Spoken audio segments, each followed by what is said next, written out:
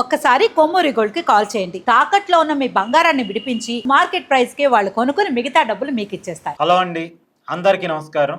YCP MLC అనంతబాబుని ఆ పదవి నుంచి తప్పించాలి, అతనుకున్నటువంటి ఎమ్మెల్సీ పదవిని క్యాన్సిల్ చేయాలి, అతన్ని మళ్ళీ జైల్లో పెట్టాలి. ఈ డిమాండ్ తోటి దళిత సంఘాలు నిన్న ఆంధ్రప్రదేశ్లో చాలా పెద్ద ఎత్తున ఆందోళన చేశాయి. కారణం ఏంటి అంటే, వైసీపీ అధికారంలో ఉన్నప్పుడు కన్ను మిన్ను కానరాకుండా తన కారు డ్రైవర్ సుబ్రహ్మణ్యాన్ని చంపేసిన కేసు మీ అందరికీ తెలుసు కదా. ఆ కేసులో అనంతబాబు అరెస్ట్ అయ్యాడు, బెయిల్ మీద బయటకు వచ్చాడు.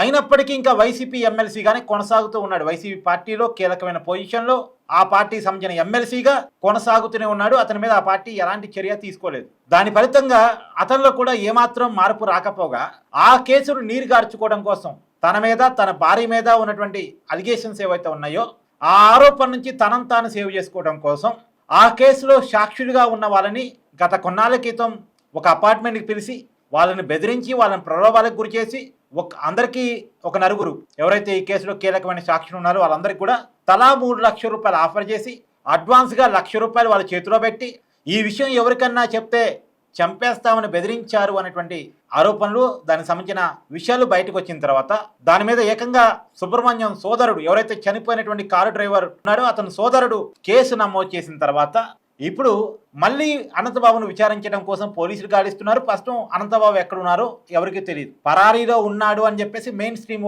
మీడియాలో వార్తలు వస్తున్నాయి. ఇప్పుడు అనంతబాబు మీద ఉన్నటువంటి ఆరోపణలు ఒకటేమో సుబ్రహ్మణ్యాన్ని చంపేశారు అనేది, రెండోదేమో సాక్ష్యాలను తారుమారు చేయటం కోసం ఎవరు సాక్షుల్ని ప్రభావితం చేయటం, సాక్షుల్ని లొంగ తీసుకోవటం, సాక్షుల్ని బెదిరించడం చేస్తున్నారు అనేటువంటిది. ఇప్పుడు రెండో విషయం వల్ల బెయిల్ కూడా క్యాన్సిల్ అయ్యే అవకాశం ఉంది.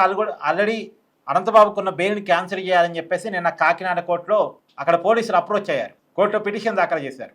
సో అది కోర్టు విచారం తర్వాత మేబీ బెయిల్ క్యాన్సిల్ అయ్యి మళ్ళా జైలుకి పోయే అవకాశం కూడా ఉండొచ్చు అనంతబాబు. ఒకవేళ బెయిల్ క్యాన్సిల్ చేస్తే కోర్టు మళ్ళీ జైలుకి వెళ్తాడు. అయితే సరే, ఇదొక భాగం అయితే, మరొకటి అసలు అతనికి ఉన్నటువంటి ఎమ్మెల్సీ పదవిని రద్దు చేయాలి అని చెప్పేసి కూడా డిమాండ్లు వ్యక్తం అవుతూ ఉన్నాయి. ఏదేమైనా అనంతబాబు చిక్కుల్లో పడ్డాడు.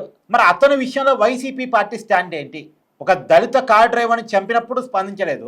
ఆ విషయంలో సరే ఆరోపణే కావచ్చు కాక దాని విషయంలో అసలు కనీసం పార్టీ పరంగా కనీసం కమిటీ నియమించుకొని నిజ నిజాలను తెలుసుకొని అప్పుడు దాకా పార్టీని సస్పెండ్ చేయడం కూడా పెద్దగా జరగలేదు.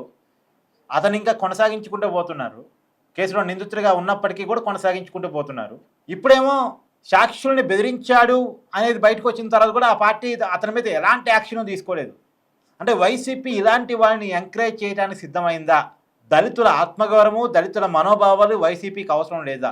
ఒక దళితుని చంపడం ఒక పెద్ద తప్పైతే, ఆ కేసుని తారుమారు చేయడం కోసం సాక్ష్యాన్ని ప్రభావితం చేయడం మరో తప్పైతే, ఇలాంటి ప్రధానమైన ఆరోపణలు ఉన్న వ్యక్తిని వైసీపీ వెనకేసుకురావటం, ఇంకా ఆ పార్టీలో ఉంచుకోవటం, అతని ఎమ్మెల్సీగా కొనసాగించడం అంటే అర్థం ఏంటి? ఇది వైసీపీ తేల్చుకోవాలి. అసలే ఇప్పటికే కడప జిల్లాలో పెద్ద దస్తగిరి మటరు ఇప్పటికే వైసీపీని వేధిస్తూ ఉంది. అతను బీసీ బిడ్డ, ఇతను చనిపోయినటువంటి సుబ్రహ్మణ్యం ఎస్సీ బిడ్డ. అంటే దళితుల పట్ల, బీసీల పట్ల వైసీపీకి ఉన్నటువంటి వైఖరి అత్యంత బాధాకరంగా, అత్యంత దుర్మార్గకరంగా ఉంది. సో దీని మీద ఏదేమైనా జగన్మోహన్ రెడ్డి గారు స్పందించాల్సిన అవసరం ఉంది. ఏదేమైనా పెద్ద దస్తగిరి చనిపోతే, చంపబడితే అతను వైసీపీ కార్యకర్త, కనీసం జగన్మోహన్ రెడ్డి గారు పులివెందులోనే ఉన్నారు, పరామర్శకు వెళ్ళట్లేదు. అంటే చూడండి దళితుల పట్ల, బీసీల పట్ల వాళ్ళకు ఉన్నటువంటి విషయం. ఏది ఏమైనా అనంతబాబుని ఎమ్మెల్సీ పదవి నుంచి తప్పించాలని మరి నెక్స్ట్ అసెంబ్లీ సమావేశాల సందర్భంగా మండలి చైర్మన్ గారు డెసిషన్ తీసుకుంటారా తీసుకోరా తెలియదు, చూడాలి. ఎందుకంటే మండలి చైర్మన్ గారు వైసీపీ అధికారంలో ఉన్నప్పుడు ఎన్నుకోబడ్డ వ్యక్తి.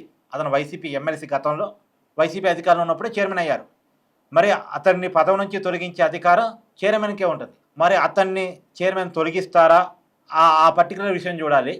అండ్ మళ్ళీ అతను బెయిల్ క్యాన్సిల్ చేసి జైలుకి పోయే అవకాశాలు మాత్రం మెండుగా ఉన్నాయి అనేటువంటిది. పోలీసులు మాత్రం అతన్ని పట్టుకుని విచారించడం కోసం ట్రై చేస్తున్నారు. ఇప్పటికైతే పోలీసులకు అందుబాటులోకి రావట్లేదు, అతను పరారీలో ఉన్నాడు అనేటువంటి సమాచారం మాత్రం మెయిన్ స్ట్రీమ్ మీడియాలో పెద్ద ఎత్తున ప్రచారం అవుతోంది. చూడాలి.